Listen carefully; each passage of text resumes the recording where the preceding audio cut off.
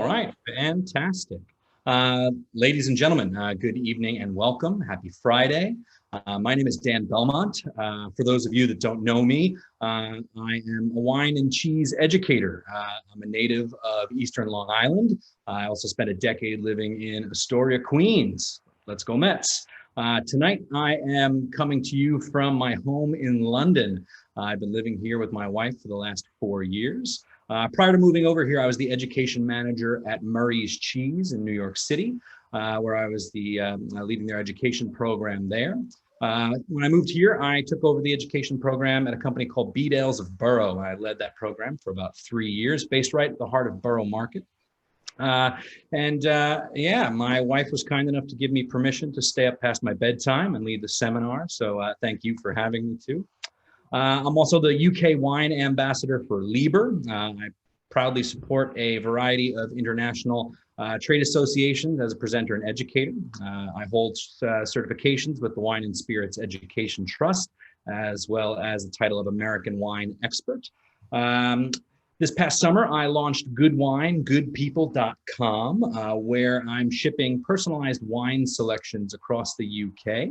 I am proud to report that American wines lead my portfolio, and I'm pretty confident that I have dedicated more of my wine list to the wines of New York State than any other retailer in the United Kingdom. So super cool.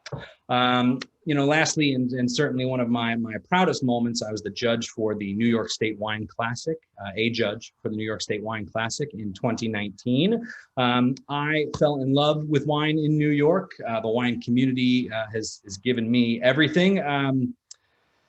Enough about me. I'm obviously thrilled to be here, and I am in fantastic company.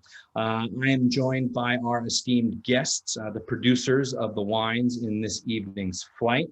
We have Philip Dunsmore, Vice President of Brotherhood Winery. Hi, Philip. We have Aaron Royson, the winemaker from Lamoreaux Landing Wine Cellars. Hello. We have Dave Peterson, owner of Swedish Hill Winery. We have Ali Schaefer, owner and winemaker of Chronicle Wines. Hi, Ali. We've got Mike Cook, Director of Sales from Lieb Cellars and Bridge Lane Wines. Hi, Mike. And then we have Scott Osborne, President and co-owner of Fox Run Vineyards. Hi, Scott. Hey. So we want tonight's tasting to be a conversation, not just between myself and the panelists, but with you too. So please pop any questions that you may have for us about specific wines that we're tasting or otherwise into the chat box, and we're going to make every effort to answer them as we go along. We've also set up some short polling questions. If we have time at the end of the session, we'll review those together. Great. Tonight's presentation is hosted by the New York State Wine and Grape Foundation. Their website, newyorkwines.org, is an incredible resource for additional information about all things wine in the Empire State. And so thank you again for having me. The theme for this evening's tasting is Best Buys, and we hope that tonight is a great introduction to New York State's wine regions, styles, grapes, producers, and the wines themselves. All just in time to taste test before the holidays. All the wines featured in tonight's seminar are priced under 30 pounds, and many under 20 per bottle. And we're highlighting some of the best value that New York State has to offer. For me, there is no better value in the Eastern United States than the wines of New York. These wines are clearly affordable, yet they offer a whole lot more. Our New York wine regions, they're special places. They're small places, tiny, and they're very specific. They've been discovered as hospitable to premium viticulture, whereas much of this area in the world is simply too humid or too cold. And so these regions, specifically the Finger Lakes, the Hudson Valley, and the eastern end of Long Island, they are unique in their topography, their climate, their geology, and so much so that they are attracting incredible winemaking talent from all over the world. The modern industry, as we know it here today, is relatively young, and that's a great thing. It has the energy and the drive and the dedication to become something greater than its individual parts, and I think that's super cool. So that's all to say that, New York State wines, they're the total package. They have history, they have personality, they have struggle, they have specificity of place, and it all comes together to be damn tasty wine. You know, I believe that the value proposition for these wines go way beyond the price tag. So lastly, because I know we want to get tasting and I want to have tons of time to speak to our panelists, you know, just want to throw out there that, you know, I personally believe that the best way to maximize the value of a wine is to figure out when and where to open it, you know, that right time and place. Everybody's palate is unique. The part of your brain that manages your sense of taste is closely related to the parts of your brain that manage memory and emotion. It's literally what makes you, you. Have you ever tried a wine on vacation and you loved it so much that you brought it home, right? And then you open that same bottle on your couch on a Tuesday night and it is absolute rubbish. You see, I've been in London long enough, I say things like rubbish now. But you know, did something change while the wine was in your suitcase? No, of course not. You know, you're just not on vacation anymore. So you know, these things matter. There are wines that are great for Tuesday nighters with pizza and Netflix, and other wines that are you know, going to show their true potential on a celebratory moment over dinner with friends. And someday soon, hopefully, we'll all be able to get together again and have dinner with our friends. So you know, this stuff matters to me. And so I think it's going to be important for us as we go through the wines. I'm going to ask each producer, you know, what they think the best way to enjoy their wares. And we'll share that with you today. So without further ado, it gives me great pleasure to introduce our first guest, Mr. Philip Dunsmore, Vice President of Brotherhood Wineries based in the Hudson Valley. We're going to kick off this flight with some bubbles. I'm going to turn it over to Philip and have him introduce our first wine. And I'll hold it up so we have a visual. Thank you, Dan.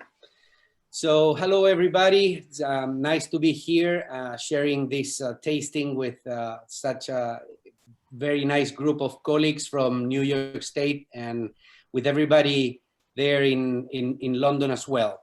So yeah, Brotherhood has a long history of producing sparkling wine. Needless to say, a long history of making wine. Brotherhood has been making wine for 181 years, uninterruptedly. The winery is in the Hudson Valley, in Washingtonville, Orange County, near West Point, for the people that know New York and the lower Hudson Valley, that area. And as I was saying, specifically for sparkling wine, Brotherhood does have also a long history. One of the, actually the second owner of Brotherhood Winery, Mr. Farrell, who bought the winery right before Prohibition, maybe perfect timing, about probably 10, 15 years before Prohibition. He had one thing in mind. He was from New York City. He was a banker originally, and he belonged to the high society of New York City. And he wanted to transform Brotherhood in the #1 sparkling producer in the country. So he started by preparing and fermenting the wine in the bottle, doing traditional method. He had about over 500,000 bottles in the cellars at the winery when Prohibition hit. So his dream actually of coming out to the market with this fantastic champagne or sparkling wine got completely lost, and he was able to get a grant from the government at that point to continue operating the winery just to produce sacramental wine and medicinal wine. And that's how he got through Prohibition. And even sadly, he couldn't see the light of his project of the sparkling wine because he passed away before Prohibition finished, and he was able to come up with this wine that it was being fermented in the cellars. So a little bit of history on how important sparkling wine is for Brotherhood. And we have tried to maintain this, and we know that the sparkling wine market today is completely different than was probably on those days. There's a lot of competition. There's a lot of sparkling wine produced all around the world. And we believe that the grapes that we grow in New York State are great for sparkling wine, actually. And we've been producing for a long time Blanc de Blanc, which is 100% Chardonnay. And about, I would say 3 or 4 years ago, we started making this Rosé, which is a 90% Chardonnay grown by the Doyle family in the Finger Lakes, and 10% Pinot Noir grown by the Wagner family on the Finger Lakes. So it's really nice fruit, really good fruit combined to make this super nice sparkling wine. It has been really a great success for us, this Rosé, despite how much Rosé there is in the market competing. But we leave about a 1% of residual sugar there to make so it's not bone dry, a little bit of residual sugar, but it's still very fruity, very nice, and very pleasant to enjoy with maybe some cheese, charcuterie. My personal favorite is to drink it eating some foie gras, and it pairs perfectly. So yeah, it's a really nice sparkling wine. And well, again, thank you and cheers, and thank you for having me here, Dan. Thank you, Philip. So this is a traditional method sparkling wine, correct? No, this one is Charmat. It's transfer method. Yes. Fantastic. We still make a traditional method at the winery, very low quantity. I think we make, I don't know, 300, 400 cases a year, and we just sell it at the sales room. We don't sell it outside. Excellent. Fantastic. I got logged out of my notes over here. I'm going to try and log back in. There we go. And so, okay, so through Prohibition, you're able to make sacramental and medicinal wines, right? And so have you guys ever, so these grapes came from the Finger Lakes, correct? Do you have grapes growing in the Hudson Valley? Not anymore, Dan, no.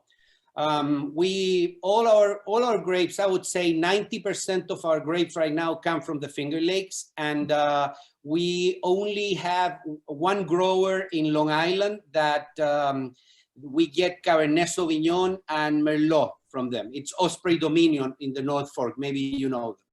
I do, yeah. That's great. I mean, honestly, your location, you guys are maybe what, an hour, 90 minutes north of New York City? Yeah, 60 miles, exactly, yeah. Excellent. So, I mean, that's just such a wonderful strategic location. You're kind of halfway through the biggest market and halfway to the grapes. And so it's actually a really nice spot to be. You know, was the location originally historically significant just because of the Hudson River and that kind of access there? Yeah, definitely. I mean, well, the story, if we go further back, the story is that the founder of the winery was originally, he was a priest, a preacher, and he had his church, and he started growing his grapes to have wine for his church. But this grape growing started getting bigger and bigger, and he started selling his fruit actually to New York City, and the fruit was being transported through the Hudson River down to the city. And at some point, something happened with the price of the fruit went down. So he said, I gotta put some added value to all these grapes that I had. And there was a group in the Hudson Valley at that time, we're talking 1830s. It was a spiritual group called the Brotherhood of the New Life. And these guys were buying grapes from Brotherhood, actually. And so when he approached this group and said, why don't you guys teach me how to make wine in bigger quantities? And they started cooperating with each other. And that's when the name Brotherhood actually was incorporated to the winery, because of this spiritual group called the Brotherhood of the New Life. Thank you.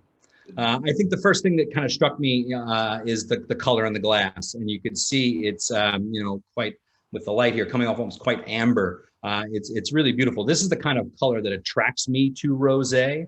I see the kind of more pale pink Provence style, and I don't expect much. Whereas you see something like this, and I'm anticipating flavor, and it's there. It's big. It's bold. I think it's really well made. Thank you so much for sharing. Thank you. Thank you. So next we're going to turn to Aaron Royson, winemaker from Lamoreaux Landing Wine Cellars, and he's going to introduce his 2018 dry Riesling. Thanks, Dan, for that. Yeah, so 2018 was a challenging vintage in the Finger Lakes. It was warm and it was wet, but managed to make our way through it and put together some nice Rieslings out of that vintage. So this wine was picked on September 28th, 2018, which is pretty early for Riesling in the Finger Lakes in typical years. It's not that it's not uncommon, but usually we wait a little bit longer. It comes in around 10.5% alcohol. So it's a little lower than a typical dry Riesling, but we really feel that the acidity and the residual sugar really lift up those flavor profiles. You're looking at almost a 1-to-1 ratio with the sugar and acid. So it's around 8 grams TA and about 8.1 grams per liter residual sugar.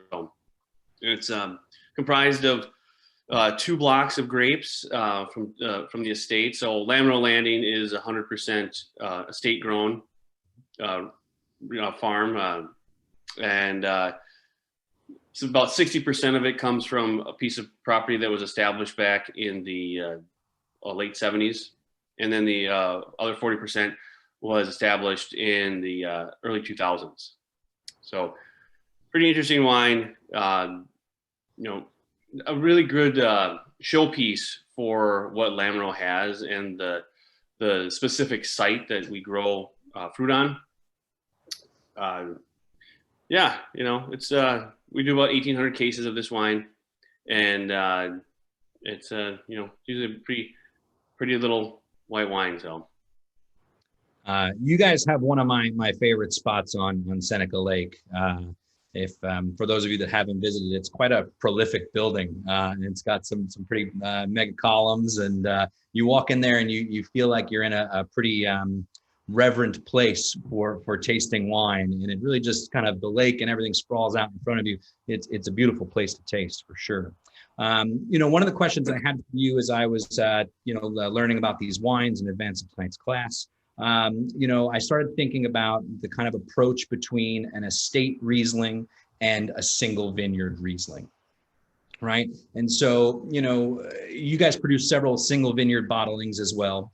And I was curious to know kind of what is the, since we're talking best buys tonight, what's the value proposition for both approaches? I think I know what they are, but I wanted to see, you to kind of explain what a consumer should expect from a dry Riesling, this one at 15 pounds versus one of your single sites at a very modest, sorry, I said pounds, goodness, $15 versus a very modest $24 for the single vineyard site. So I just want to chat for a minute on that.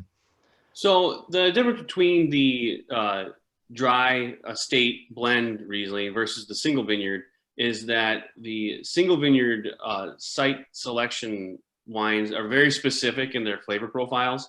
So we will do blending trials with all the sites when we're working on the dry and the semi-dry Rieslings. Typically, the dry composes a block of grapes that is not part of any single vineyard. So it's a completely specific site that has its own kind of tenacity and verve. So with the single vineyards, we're giving you a direct reflection of a specific site with the yellow dog and the round rock and the red oak. There's a specific profile that you get from those three. Whereas the other site that goes into the dry Riesling blend typically kind of bounces around every year. It has its own unique character. So it's not as specific. I mean, there's still a couple through lines that you always taste in it, but it's really an expression of the vintage even more so than the other three single vineyards. So that's our approach, is that we find it a true reflection of the specific vineyard sites versus the blend. Excellent. For me, when I look at what I expect to be in an estate blend, it's actually funny that this is almost a single vineyard to itself.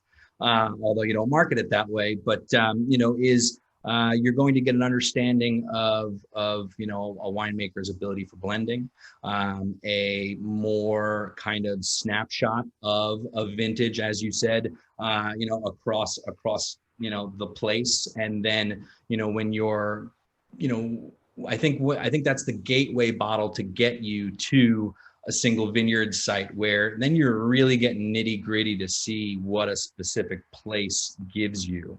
And so, for me, I would almost kind of judge the winemaker based on the estate one. And then if I like it, then I'm like, okay, now let's see what they could do when they're really getting nitty gritty from block to block. And this one's quite lovely. How do you like to enjoy it? Well, it's been in the bottle now for about a year, a little over a year now. So when it was pretty young, it was pretty punchy. So it needed a little good amount of fat in food. So sausage or maybe a roast chicken was good. But right now it's just such an easy sipper, like even like a nice lemon dill hummus, maybe a little bit of Hawaii. It's, it's just a really easy, approachable dry Riesling. The acid and the residual sugar really balance each other out. So, it's like to your comments about the entry level. That's the thing. Like, it's kind of the versatility of it is really what I love about it, and what's so much fun about putting it together. One more for you. You had said that 2018 was a bit of a struggle as a vintage. Now, kind of 2 years later, do you look back on 2018 fondly? Do you look at this bottle and say, oh, we did it? Or is it, God, that 18 was tough? I tend to find that winemakers tend to really love the bottles that they had to work a little harder for.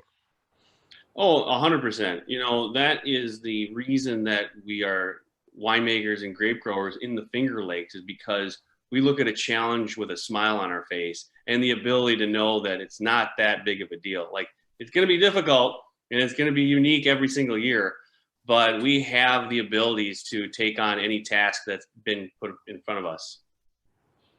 Awesome. Thank you so much. Thank you. Okay. Moving right along, ladies and gentlemen, wine number 3. I'm going to introduce our guest, Dave Peterson, owner of Swedish Hill Winery, for the Blue Waters Gewürztraminer from the 2019 vintage. Yep, thanks, Dan. Well, this is, it's kind of ironic, I think, when we start talking about what wines we're going to select for a best buy. And I'll just start out by saying that I think I was moved along quite a few years ago by a seminar that some Australians from the University of Adelaide came in, and one of their messages was to over deliver for the price. And when I look around the Finger Lakes at my neighbors as well as our own wines, it's hard to think of any of these wines as not being great values on a world stage. And I really do think that the wineries have taken that advice and really done a good job of creating great wines for a very fair, approachable price. So it was very low stress choosing the bottle tonight. What's that? I said it was very low stress choosing tonight's wines. I really didn't lose much sleep over it. You guys narrowed it down, and the choices were easy. So, well, I think Gewürztraminer is it's known as a love it or hate it variety in a lot of ways, and we make several Gewürztraminers, and we have more than one. We have 3 wine brands in the Finger Lakes, and there's multiple Gewürztraminers that we make. One is a single vineyard. This is a blend actually of grapes from a vineyard that I'm sitting in my kitchen right now, and the vineyard is about 100 yards away from me. So I could almost reach out and touch it. It's a blend. These grapes are on Cayuga Lake, and neighboring Seneca Lake is where the rest of the blend comes from. Sawmill Creek Vineyards, a longtime grower supplier of ours that we've worked with before. I think it's about 3/4 from our Blue Waters vineyard, which is about 2 miles from the actual production winery. So this particular bottling is the one that we make the most of all the Gewürzes. It does have a little residual sugar. It typically, depending on the vintage, somewhere between 17 and 20 grams per liter. This one is, I think, right at 20. The 19 vintage was typically a very cool vintage that I think made a lot of growers and vintners nervous as we headed into the harvest, because we hadn't had a lot of heat. And then we really got bailed out by an absolutely beautiful fall. It was a lot of sunny days. It was warmer in September, I think, than it was in August. August scared us. Yeah.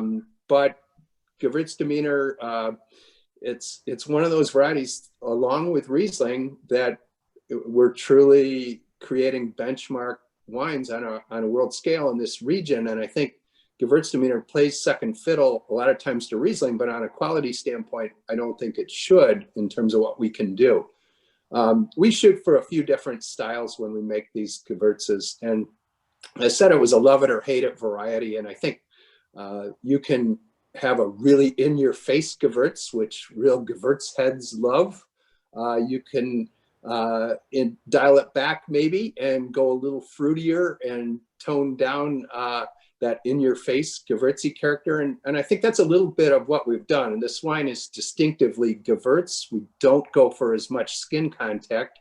And for those of you not familiar with making Gewürztraminer, a lot of those aromatics for Gewürz are in the skins. And most winemakers will give it some skin contact before pressing, unlike most other whites. So we certainly do some of that, but we dial it back a little bit for this particular bottling. So I think the balance does have quite a bit of fruit to it relative to a lot of the real in your face, perfumey, spicier Gewürzes. This is lovely. I think it was Finger Lakes Gewürz was the first time someone kind of put that in front of me at a tasting room, and just the aromatic qualities in this grape. It was nothing I've ever experienced over a decade ago now, but I've always championed Finger Lakes Gewürztraminer. It's one of those grapes, again, people almost want to dumb it down sometimes, and I don't like it when that happens. I don't necessarily need it to be like sticking your head in your grandmother's handbag where you're getting just all that old kind of musty perfume. But you've done a really nice job with the balance of kind of floral and fruit. And for me, it's a pretty cool wine for pairing, for food pairings, especially when you have a bit of residual sugar in there like you have here. You can start to play with spicier cuisine. And it's absolutely one of my favorite wines for cheese pairing as well, because it's got the acid structure to break down fat. It's got floral qualities that really do very well with artisan cheese. And so, at 15 pounds, this does, you think of the other places in the world that are making really high quality Gewürztraminer, Alsace, obviously, Northern Italy, Alto Adige, and you can't get this kind of quality at $15, which is super cool. So thank you. So I mentioned cheese, and I love it. What's your favorite cheese for Gewürztraminer? Well, Gewürz, I think, like Riesling, is very food friendly. So you can do a lot of different things with it.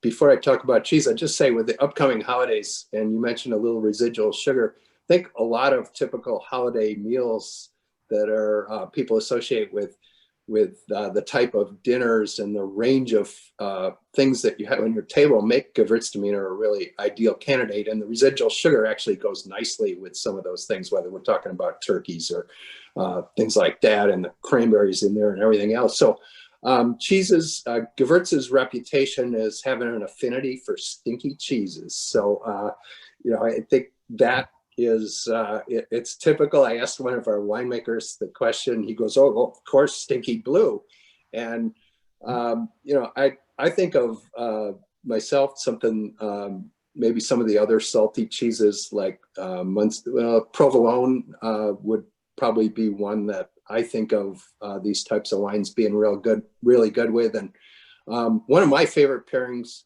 with Gewürztraminers happen to be takeout Asian foods. So I think they're great with that too. Yeah. You've got, you've got things like lemongrass and ginger and those exotic fruits in both the Asian cuisine and the wine. I think it is a match made in heaven, really. I could do a little takeout Indian food here in London, which would be quite nice. Because again, you get to play with a little bit of that heat, and that's a lot of fun. I, spent several years teaching at Murray's Cheese, hundreds and thousands of cheese pairings, really. And I stayed away from Munster. I couldn't handle it. Whenever someone at the cheese counter, I was a cheesemonger for several years before, and whenever they'd say like, "Oh, I want some Munster," I'm like, "You are a brave soul." And then I had the privilege of visiting Alsace, and you go to the restaurants, and it's got its own dish. It's a dish of Munster cheese, and it's often different kinds of Munster cheese with different toppings. I must have ate kilos of Munster cheese over the course of this weekend that I spent in Alsace, and it's all because I had the right wine to pair with it. And for them, it's this really lovely, opulent Gewürztraminer. And so, yeah, awesome. Thank you, Dave. Cheers. Hey, who's up next? I think we are going to Long Island, and we've got Ali Schaefer from Chronicle Wines. Hi, Ali. How are you? Good. How are you? It takes one to know one from Long Island, doesn't it? Yeah. And I just want to say, Dave, I'm a huge Gewürz fan myself, and I wish we had time to go down that rabbit hole together. But a grape that I love to work with. So, but have to save that conversation for another webinar. But tonight, those of you watching will be tasting my As If Courage Rosé. So As If is one of the 5 brands under Chronicle Wines. Chronicle Wines is an umbrella name. It's a new name for my 14-year-old wine company. Started functioning under that name about a little more than a year ago. The company originally started as Brooklyn Enology in 2006. So I started the whole endeavor in Brooklyn. But I've always been doing my production on the North Fork of Long Island. And in 2014, added the As If Wines brand to the schedule. And there's also 3 other brands, but the As If Courage is part of the As If line. It's AS stands for my initials, and If is about celebrating possibility and opportunity. And because I think it's pretty lucky to not only discover that winemaking is my passion, but that we all get to live the life of making this wine together is pretty extraordinary. So it's a little bit of a nod to the fates in the universe for, sending this life my way. So the Courage is a blended rosé. And as you can see, it's definitely not that pale Provençal style. What I'm aiming to do with this wine, you have super deep color, sort of ruby brick red. And I'm aiming to show, some more possibility with rosés, because what's often thought in the marketplace about rosé is that it's either a secondary product or, sort of a way to, use wine that you may not use otherwise, or it's just supposed to be summer water or, just pale pink.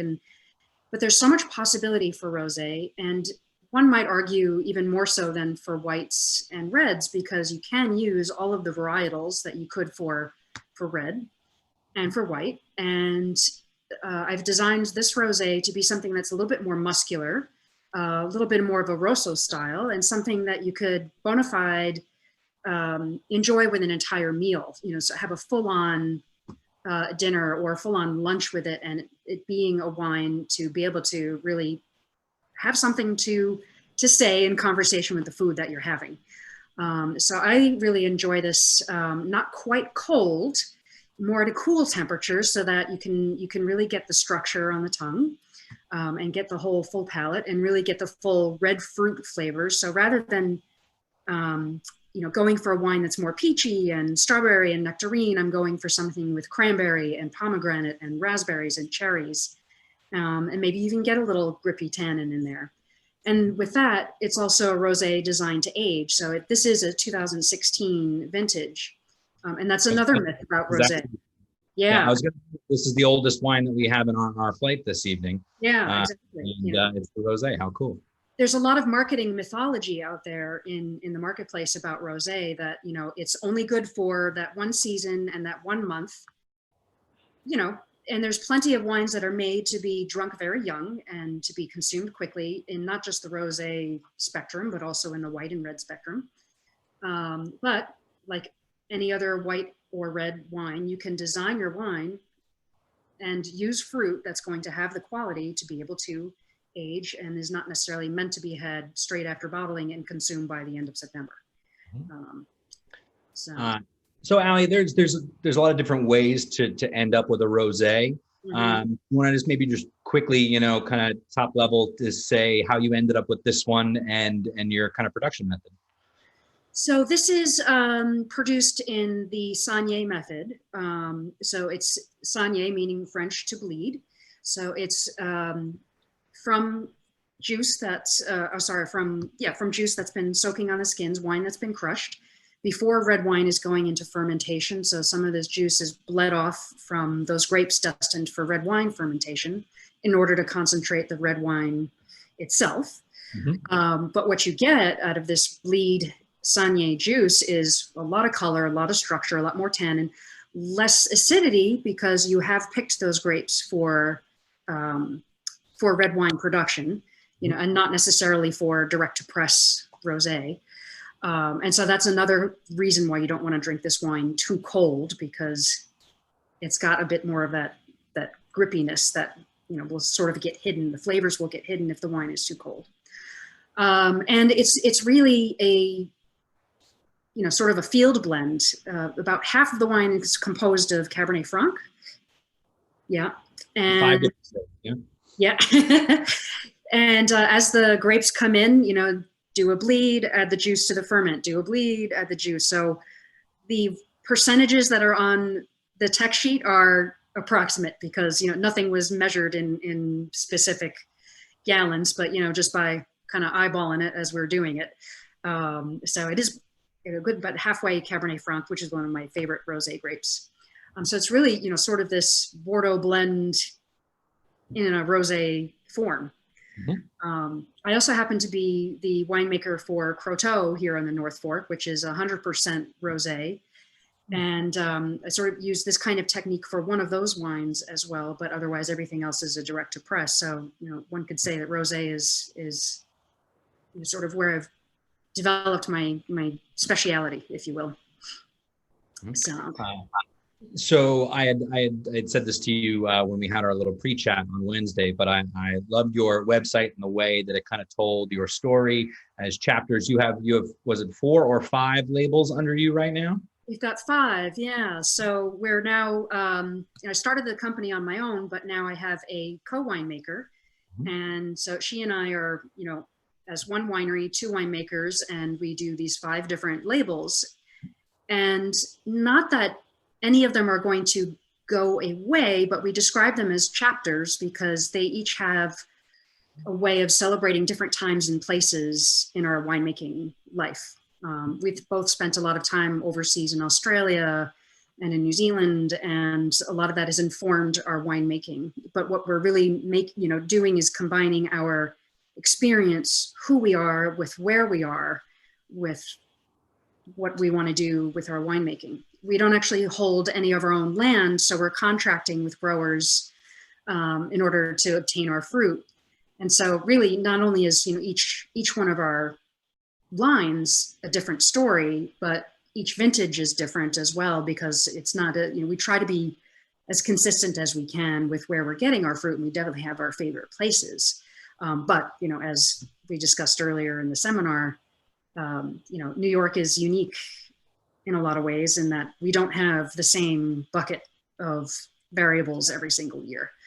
And so, you know, we make what we make according to what Mother Nature gives us. And that really is the true essence of terroir and where you are at that time.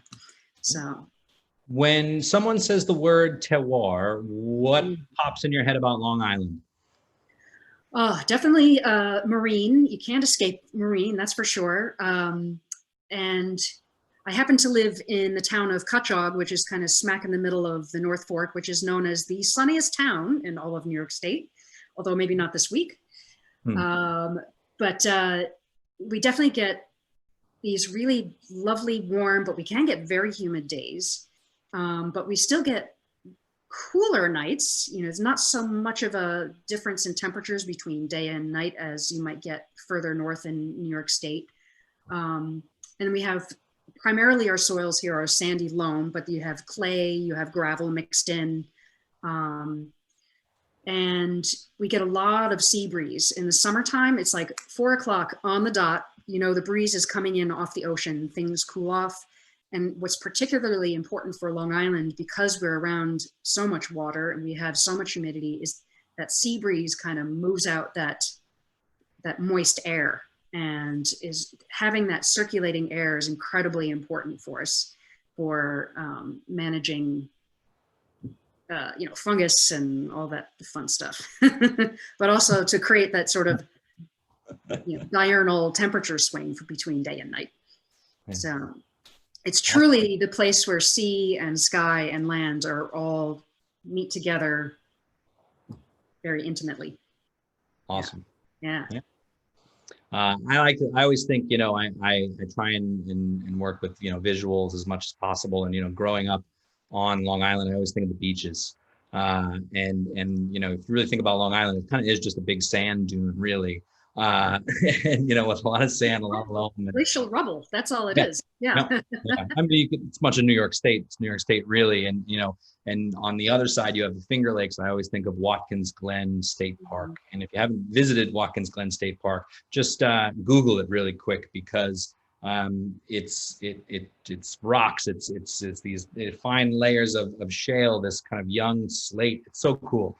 I love rocks. And every once in a while I get to put on my geologist hat when I have a day like today. So that's a lot of fun. So thank you. Okay, moving right along. We're gonna go to my friend Mike Cook, who's the director of sales for Lieb, Cellars, and Bridge Lane Wines. And we have the 2019 Bridge Lane Red Blend. Yes. So thanks for having us. I'm trying to fill some pretty big shoes here tonight in sitting in for our winemaker Russell Hearn. Russell apologizes for not being available tonight. Like with all the winemakers here on the panel tonight, this is our absolute busiest time of year at the winery. Most of the fruit has come in at this point, and so the big activity at the winery right now, quite frankly, is fermentation is happening. And so at this time of year, it's pretty tough to get Russell away from the winery for more than even a night's sleep. To the point where he even has a shower there at the winery. So, but I'm happy to be representing us tonight as director of sales. Most of my focus at Lieb and Bridge Lane is focused on our distribution, and we're selling the wines in 14 or 15 states, and always trying to find new places to find good partners to help sell the wines. So that's typically what I'm up to. I did get to hang out with Russell at the winery yesterday. I spent the day with him, and it was kind of a thing where it was like, so Mike, if you go do some punch downs, I'll hang out and give you some knowledge for a few hours. So yep, good trade-off. I'll always take that trade-off. And especially nowadays, I've been spending a little bit too much time in my apartment in Brooklyn, kind of hunkering down and staying safe. So it was great to be out at the winery. The Bridge Lane Red Blend. So Bridge Lane is the second label for Lieb Cellars. Lieb Cellars was established in 1992, and Russell Hearn has been our winemaker since the beginning. Russell's one of the more experienced winemakers on the North Fork of Long Island. He's been making wines for nearly 40 years, and he's got experience in a number of different wine regions, very different wine regions in different places in the world. Started making wine in Australia, a little bit of experience in New Zealand, studied a little more formally in Burgundy for a short time. Then he came to the States. His wife is also a winemaker, and she's from the eastern Northeast in the United States. So there was always this pull, pulling Russell toward the US so she could be closer to family and whatnot. So once they arrived in the US, a little bit of winemaking in California, then he was in Virginia for a number of years, and then landed on the North Fork in 1990. Quickly partnered up with Mark Lieb, who was growing fruit at the time. And Russell, as I mentioned from the beginning, was the winemaker for Lieb Cellars wines. They established Bridge Lane in 2004 as a second label for Lieb. And it represents more our value brand, our everyday drinking wines. And then over the history for Bridge Lane, we really, Russell and the rest of our current team, we really embrace the idea of alternative packaging, eco-friendly formats for wines. And so the focus for Bridge Lane has become exactly that. It's now 6 wines that are offered, well, I should say 5 wines that are offered in 4 different container options: bottles, boxes, cans, and kegs. I've got one of our cans here tonight. Yep, on the labeling, as indicated on the label. Thank you for that, Dan.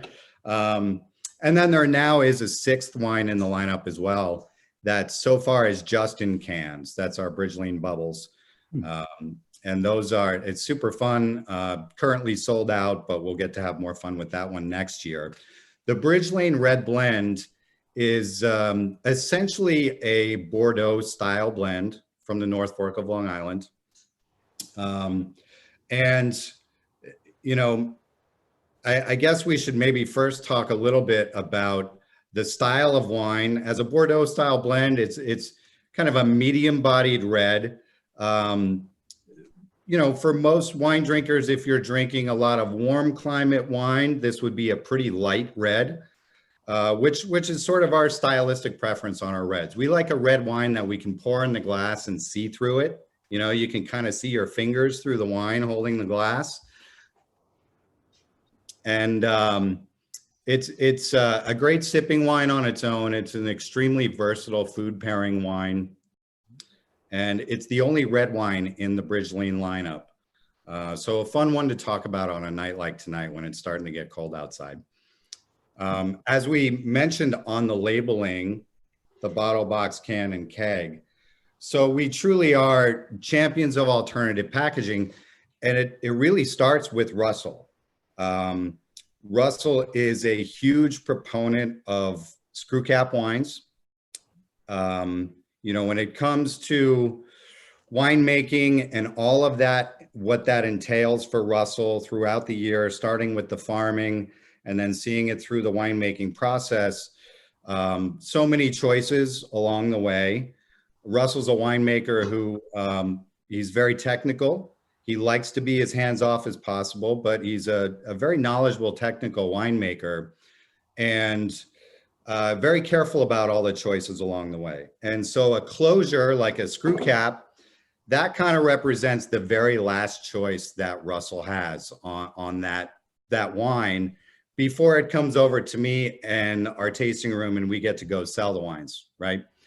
And so Russell, being from Western Australia, from Perth, Australia as a winemaking region, country, they've been very supportive of screw cap wines for many, many years, Australia and New Zealand in particular.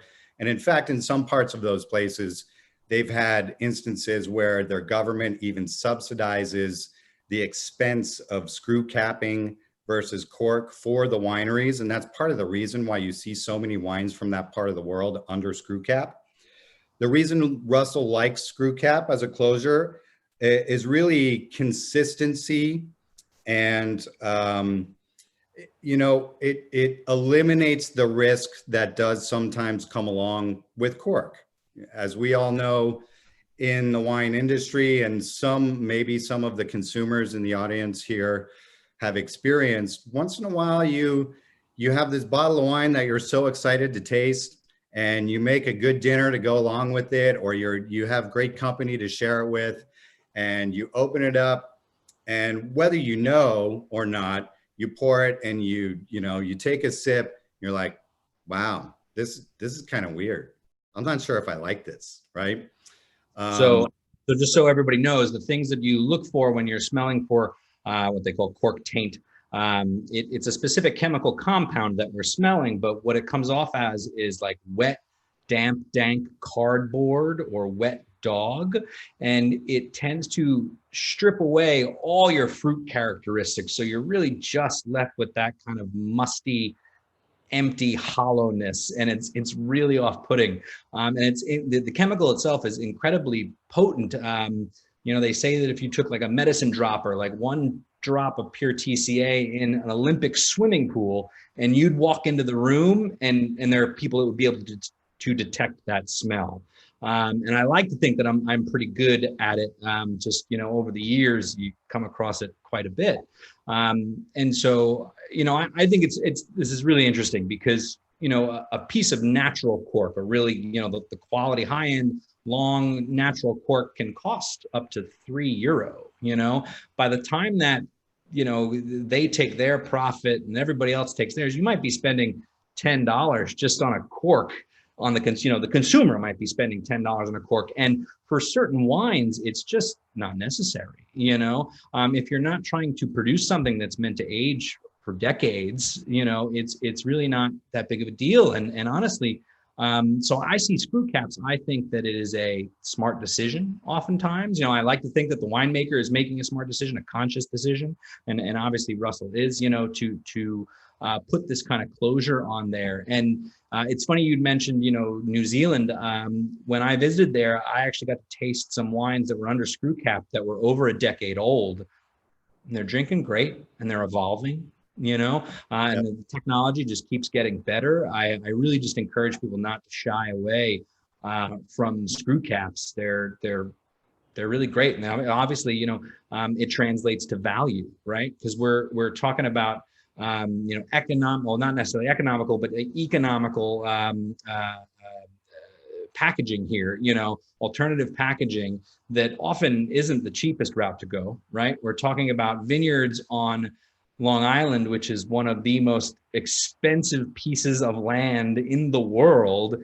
And yet you're here pouring a wine for a Best Buy's value. It almost, the formula must be insane.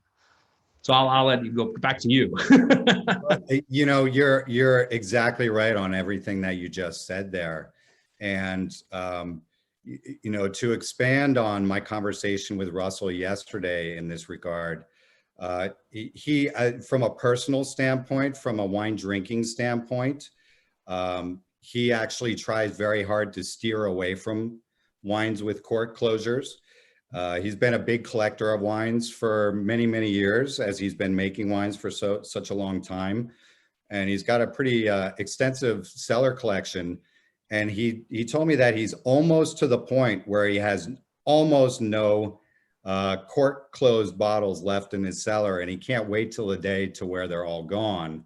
And he did say that when he's shopping for wines, he specifically steers away from wines with corks, just because there is a small chance that you might get a cork bottle, and ruin the experience.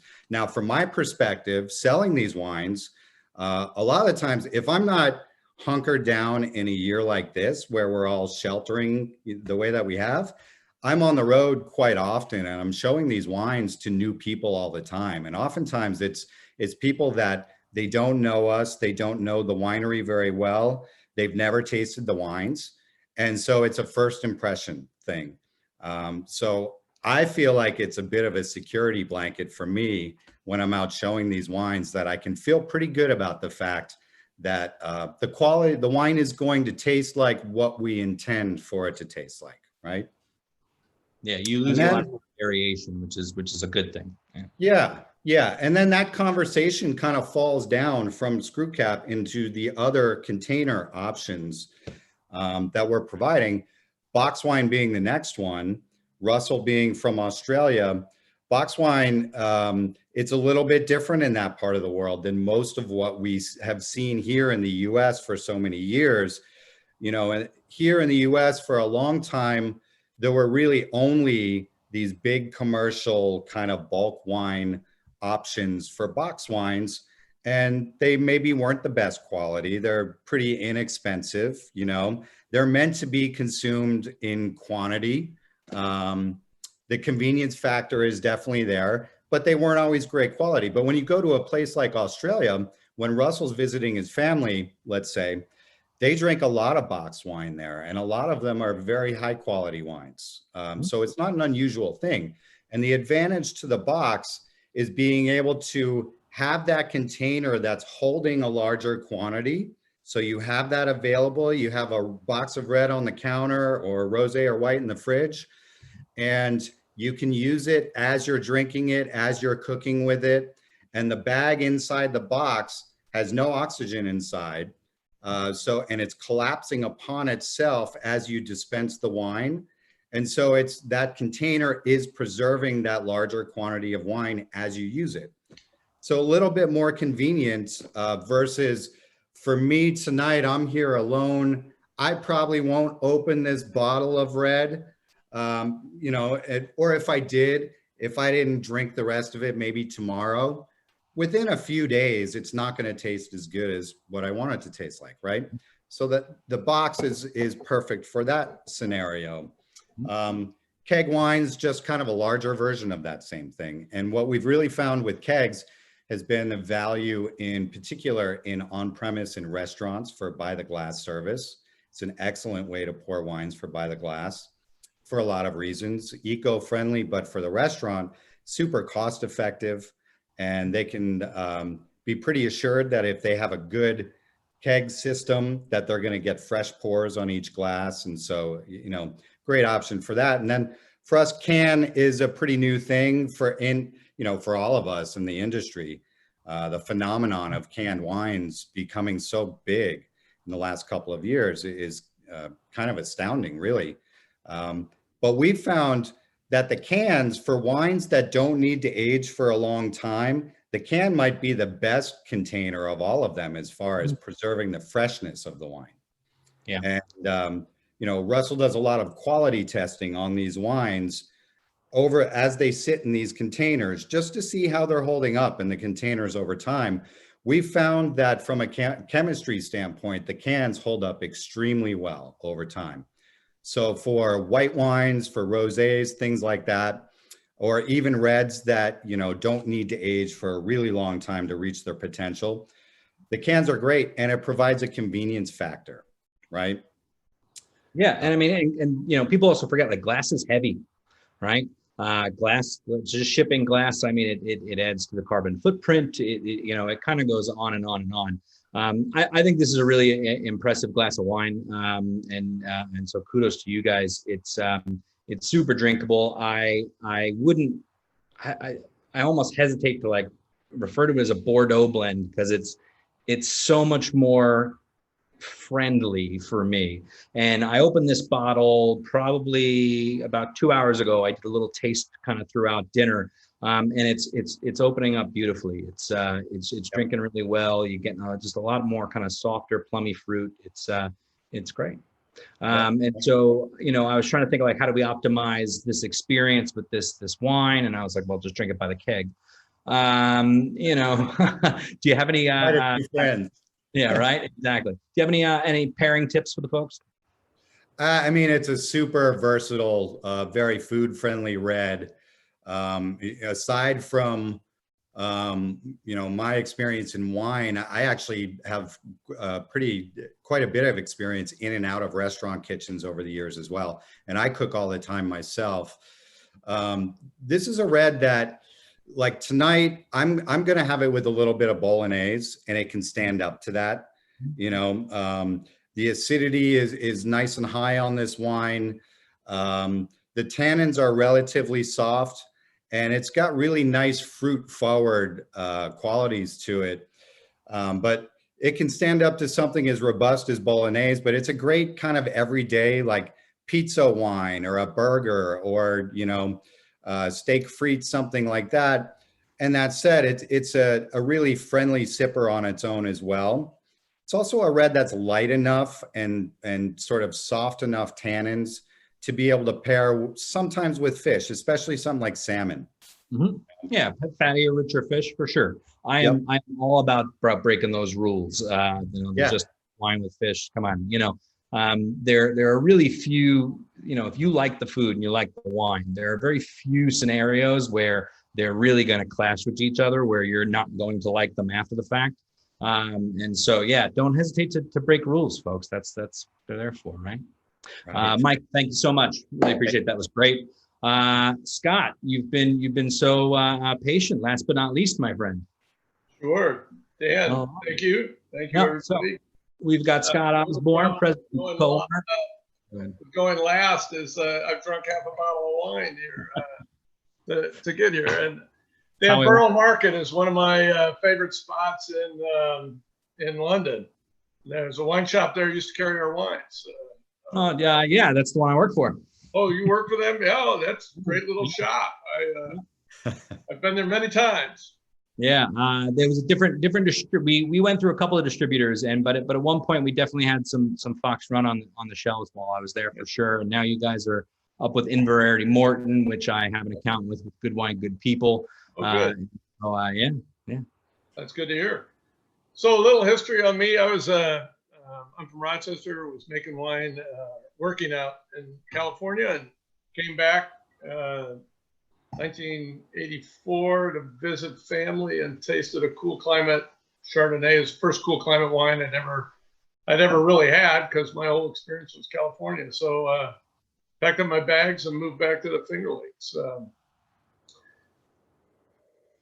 Did a bunch of different stuff because couldn't get a job as a winemaker, and I actually ran Pindar Vineyards on Long Island for a few years, and then came back in 1983, took over Fox Run, purchased it in 1994, and at that time it was a tiny little winery with a name of Fox Run. I couldn't decide on another name, so kept that.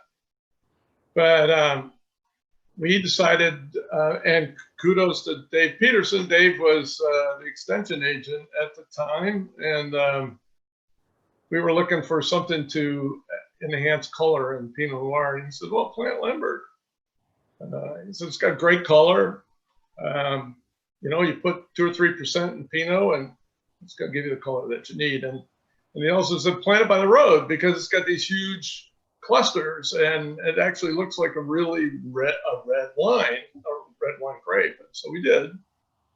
That was 1995. Well, 1997, Peter Bell, our winemaker, and myself were invited to Hungary through USAID to give seminars in agritourism and wine sanitation. So we did a series of seminars all around the country, and we ended up in Eger. And we were drinking a lot of Cake Francoche. So that's what they call a Lemberger in Hungary. And Peter turned to me and he said, I can make wine like this. And so we came back, and harvest 1997, we made our first Lemberger. It's been a wonderful, wonderful variety for us. It's got big, loose clusters. So it's not as disease prone as other grape varieties like Pinot Noir, for instance.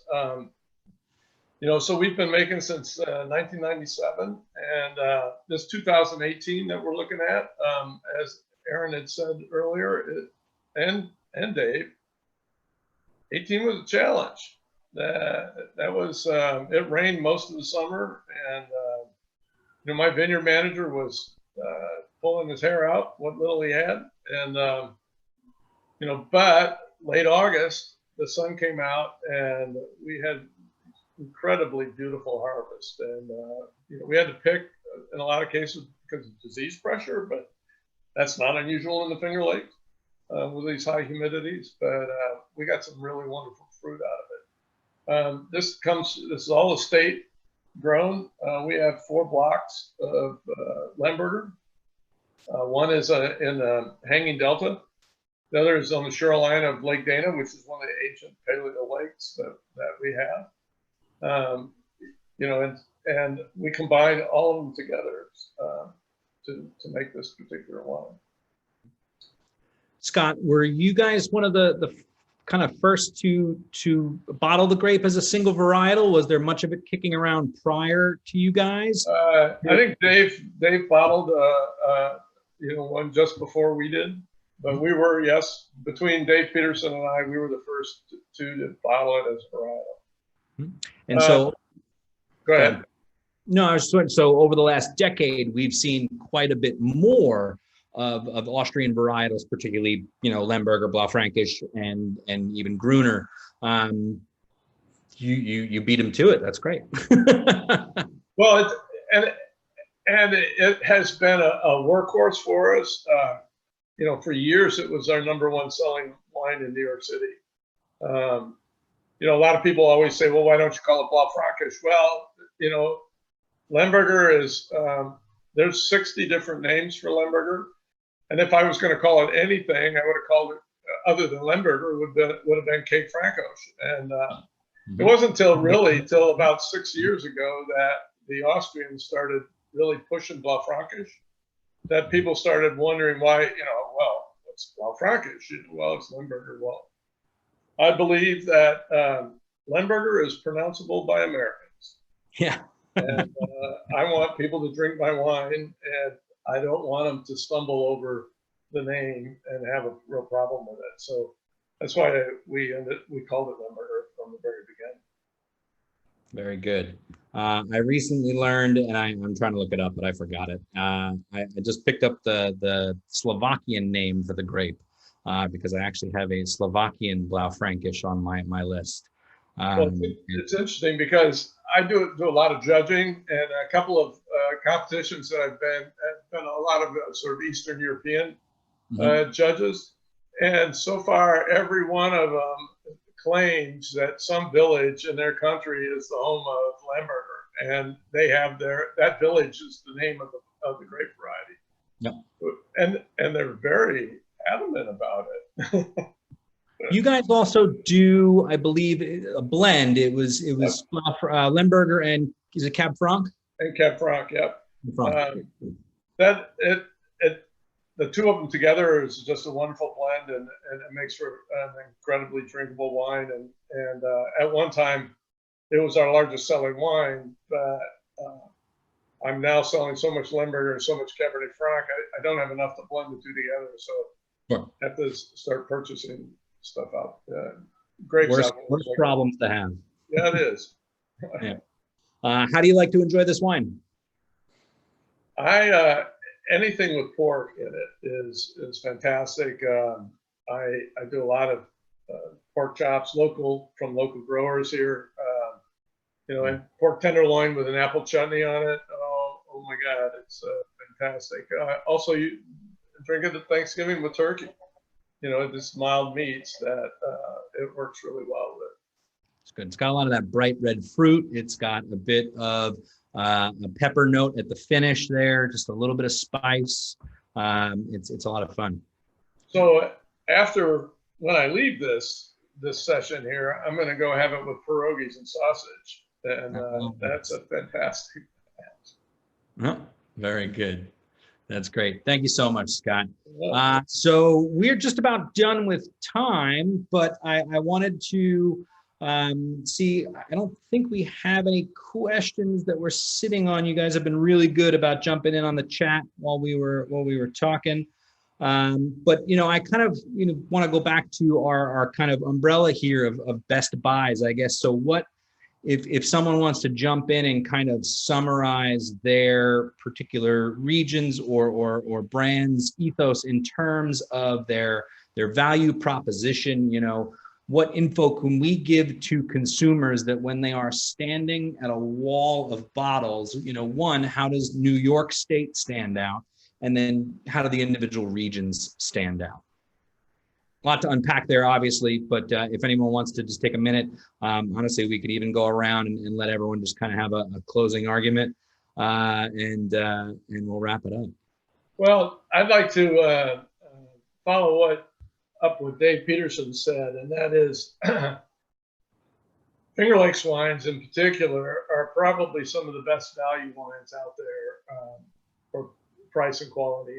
And following up what he said about the Australians, they suggested over delivering, and I think that's something that you can find from our wines here in the Finger Lakes. And there are some incredibly talented winemakers here now, and I think that the majority of wines that you see from the Finger Lakes are all just world class and pretty spectacular. And it's world-class talent too. I mean, these, you know, you hear the stories. I mean, just the folks on this panel with all this international experience, and yet they pick these little tiny spots, you know, here in New York State. And I think that says a lot about what we have to work with. Correct. I'd just add one thing in there, Dan, that I think each of the, you know, I'll speak from the Finger Lakes standpoint, each of the varietals that were presented here tonight by the three wineries are all, no matter what the vintage, and there's been discussion of challenges, Lemberger, Riesling, Gewürztraminer, year in and year out, these are great wines. And I don't think we have to get caught up in, oh, this was a year, I better not buy those wines or something. So I think there's value in that when we talk about value, knowing that we have consistently great wines from these varietals. Yeah, that's a great point. I don't, you know, in my teaching and just my kind of general wine approach, I don't focus very much on vintage. I mean, there are certainly places in the world where certain vintages will dictate that you cannot successfully grow a certain thing.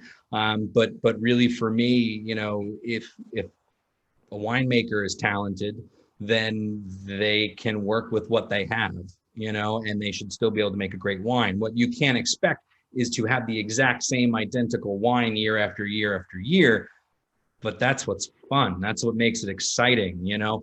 And so to be able to talk about these, you know, individual vintages as individual things, you know, I know winemakers that even if they, you know, plant the same, even if they have the same grape and they make the same single varietal year after year after year, they'll actually name the wine a different name every year because they believe it to be a completely individual expression.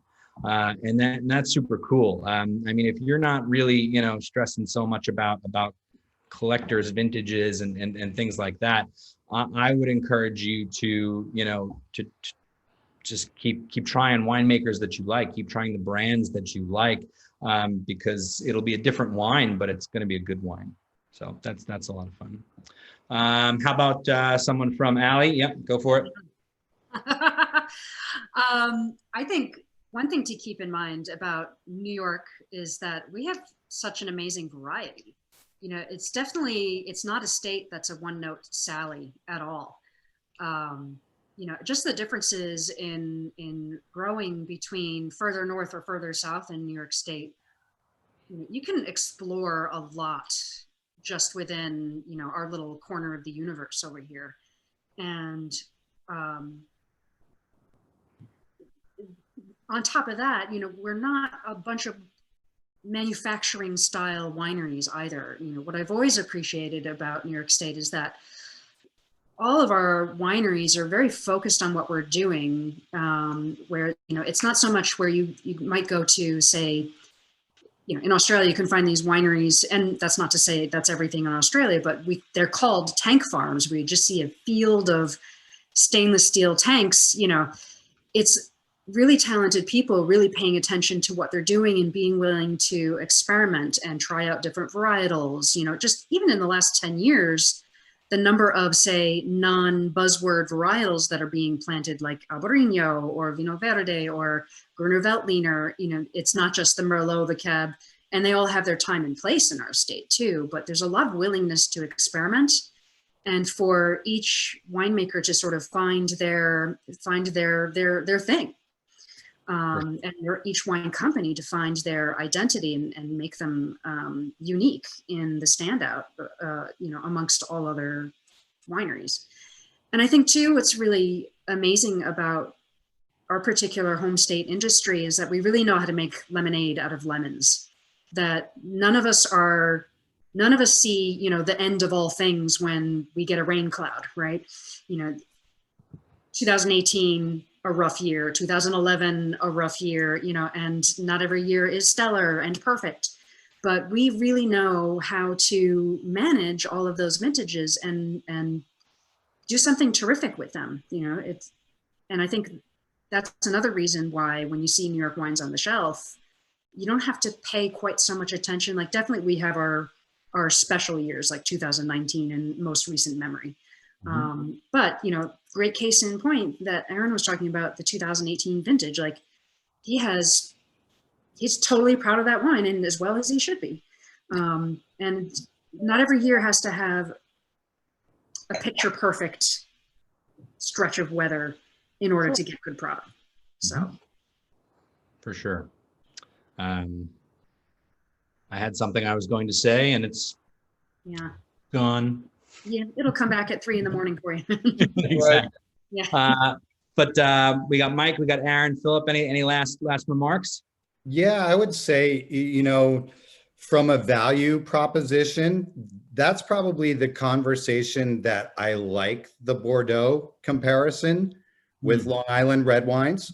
You know, most of our red grape planting on Long Island are Bordeaux varietals, in particular Merlot and Cabernet Franc, right? And when you look at a wine like the Bridge Lane Red Blend, I think it has enough similarities in the structure of the wine and the profiles that you get from the fruit that you can make a fair comparison. There's a lot of instances where those comparisons don't really hold up, you know, things like soil types, let's say. But if you're going to talk about a $15 bottle of wine that's a Bordeaux style wine, it's not exactly easy to find Bordeaux that is really super friendly and ready to drink at that price point. You got to search it out. I can absolutely vouch for that. That it is tough. I think I found a white under 20 pounds. This is here. White under 20 pounds from Bordeaux. My red's probably ticking upwards of 25, and I'm really happy with it. But yeah, 15 pound from Bordeaux, I'm probably not gonna waste the calories. Yeah. Very cool. Aaron, Philip, anything? Well, sorry, go ahead. I'll wait. No, can you hear me? I don't know if my microphone is working. Yep. Well, I would say with in respect to New York, that as a state, as a whole, we're doing some pretty impressive things that the entire country kind of should look towards, and that the world should be able to appreciate pretty soon. So, yeah, I'm just happy to be on this panel, and this is, you know, exciting to talk with everybody and have this conversation and be able to know that these wines that we've made here on the East Coast are made its way across your way. Yeah. Yeah. I mean, you know, so I've been here for 4 years now, and I've always been just chatting about New York State wine. And luckily as an educator, I tend to get to pick the flight. And so I can just shove New York State wines in there, whether people want them or not. And here's the thing, no one's ever disappointed in the quality. That is not our issue by any stretch of the word. I think people almost want to force the state into a box the way that you can maybe with Oregon and Washington and other countries. You know, people need to remember that we've got, you know, the modern industry as we know it is 60 years old, really. You know, it's in its infancy. And so we have such a long way before we can, you know, we're not going to see in our lifetime the Finger Lakes producing a single varietal. It's not going to happen. You know, we're not going to be Burgundy anytime soon. And I don't think we should be. However, from this kind of selling standpoint, you really have to take New York State as a mixed bag because there's a lot going on. And I love that about it. But man, the Brits are tough. And I remember what I was going to say, Allie. I remember seeing a aerial shot of it was a Google Earth image, and gun to my head, they said, "What is that a picture of?" And I would have said that it is one of those refineries off the New Jersey Turnpike, right? Yeah. And I'm not going to say which winery it was, but it is an American winery. Oh, yeah. And it's like scorched earth. It was almost a little sad.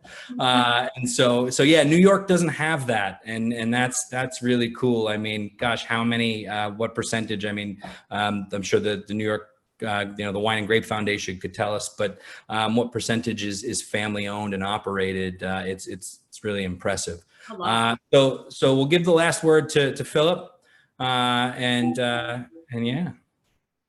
Thank you. Well, I just want to grab a little bit of what everybody has said tonight, that it's super interesting, and about New York itself is that, as you can probably say, I'm not from New York, but I've been here for 10 years and I'm staying here. I really have enjoyed these past 10 years working in the New York wine industry. I believe that this industry is going very far. The reception that we're getting in everywhere we go with our wines, it's every year better and better. And it's showing that despite we don't have huge volumes, but we're doing things well, we're doing things with passion, we're doing things focused into quality, we're doing things to show the best that we can grow in this state. And slowly but steady, this is getting all around the world, and we're getting slowly but steady the benefits of that. And I think that we still have a lot to say, a lot to do, and New York is showing well and will be better and better in the coming years. So I'm proud to be part of the New York wine industry, and I'm here for the long run. Hell yeah. You couldn't have said it better. I mean, there has never been a better time to drink wine from New York State than right now. And I think that's the big takeaway from tonight's flight. The wines were lovely. I want to take another minute to thank the New York State Wine and Grape Foundation for hosting tonight's panel and for having me. It was an absolute pleasure to chat with all of you, Scott, Philip, Michael, Ali, Aaron, Dave. You guys are rock stars. Thank you so much. I can't wait until I can come back and visit you all. We'll do that soon. If you guys have any questions after the panel, you could always reach out to our friends at the New York State Wine and Grape Foundation. I'm sure they will be more than happy to assist. I believe that everybody here, including myself, you can find us on social media. I'm on Instagram at dbcheesynyc and at Good Wine X Good People.